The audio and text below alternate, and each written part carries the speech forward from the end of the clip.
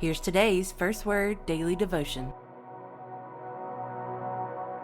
On this June the 19th, we turn to 2 Kings chapter 1 and 2, and we're going to see the final acts of Elijah, as well as we're going to be introduced to Elisha. But look at what happens here.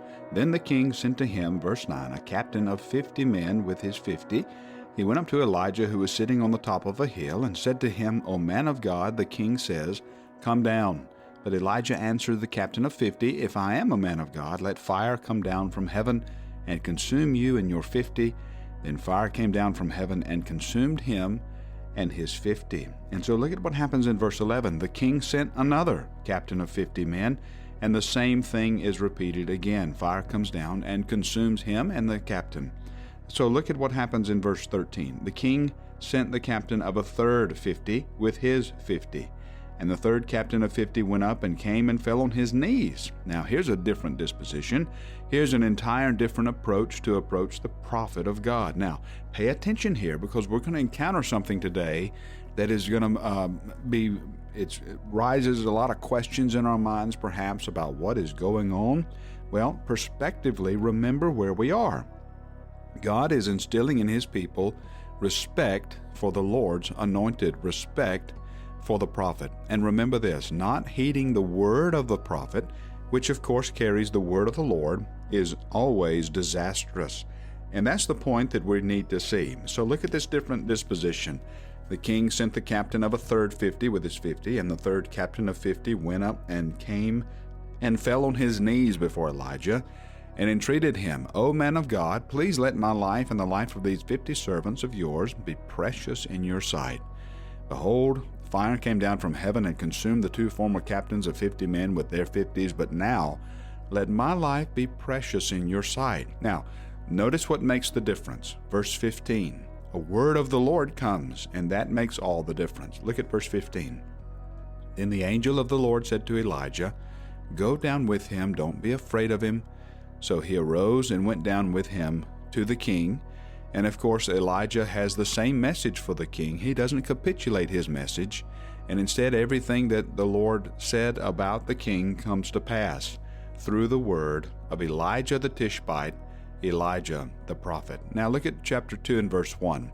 When the Lord was about to take Elijah up to heaven by a whirlwind, Elijah and Elisha were on their way from Gilgal. And Elijah and it said to Elisha, Please stay here, for the Lord has sent me as far as Bethel.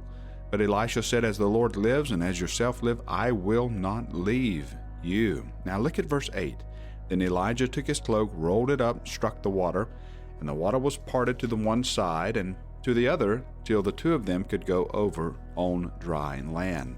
When they had crossed, Elijah said to Elisha, Ask what I shall do for you before I'm taken up from you. And Elisha said, Please let there be a double portion of your spirit on me. And he said, You have asked a hard thing, yet if you see me as I am being taken from you, it shall be so for you. But if you do not see me, it shall not be so. And as they still went on and talked, behold, chariots of fire and horses of fire separated the two of them. And Elijah went up by a whirlwind into heaven. And Elisha saw it, and he cried, My father, the chariots of Israel and its horsemen. And he saw him no more. Now, he has a double portion here. He receives the double portion, and I want you to see what happens. Look at the first place that God sends Elisha, who has this double portion of Elijah.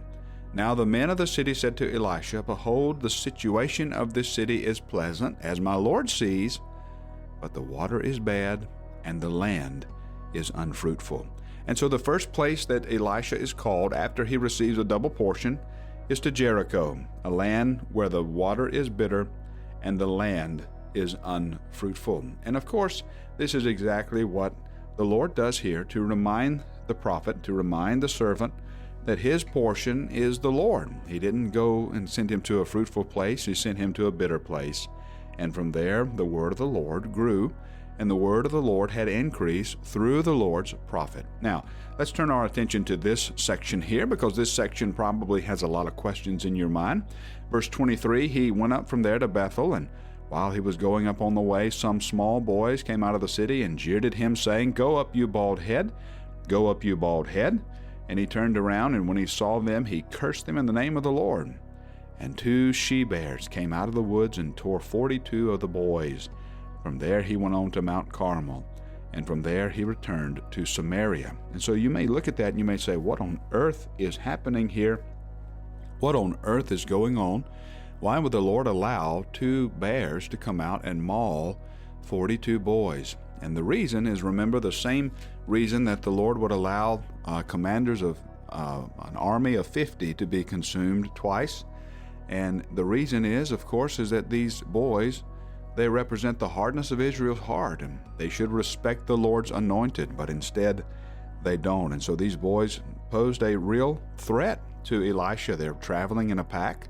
They're traveling in a pack close to 50 here because 42 of the boys are mauled. And so even though we have something terrible here in the text, the reason for its terribleness is, remember, they have disregarded and forsaken the word of the Lord. And whenever you disregard and forsake the word of the Lord, it's always disastrous. Now, I want you to see this in Acts chapter 19 as we have to move quickly now. We have to move very quickly here in chapter 20, in verse 7. We see this reference to "we were gathered." And so here is probably an instance where Luke is with the Apostle Paul. And as they're gathered, look, a young man named Eutychus, sitting at the window, sank into a deep sleep. As Paul talked still longer, became overcome by sleep, he fell down from the 3rd story and was taken up dead. Now, I've been a pastor now for a little while, and I'll be honest, some say, man, we should do Love Your Voice. And I have said to them, I've said, yeah, I've put people to sleep with my voice before. And so sure enough, I have had people fall asleep during my messages. And the fact that Paul, the Apostle Paul, had somebody fall asleep during his messages, that just gives me comfort. Well, sometimes when you fall asleep during a sermon, it can be dangerous. And in Eutychus's case, it cost him his life. But thankfully, Paul is there, and Paul's going to raise him back from the dead. Now, I want us to turn over to Psalm 138 as we close our time today, and I want you to notice the connection between the name and word. Notice the connection between name and word. I bow down toward your holy temple, verse 2. Gives thanks to your name for your steadfast love and your faithfulness, for you have exalted all things. You have exalted above all things your name and your word.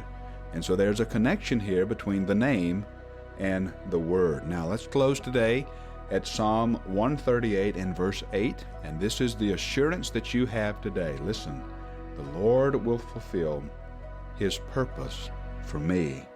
Your steadfast love, O Lord, endures forever. Do not forsake the work of your hands. And what is the work of his hands? Well, go look in the mirror.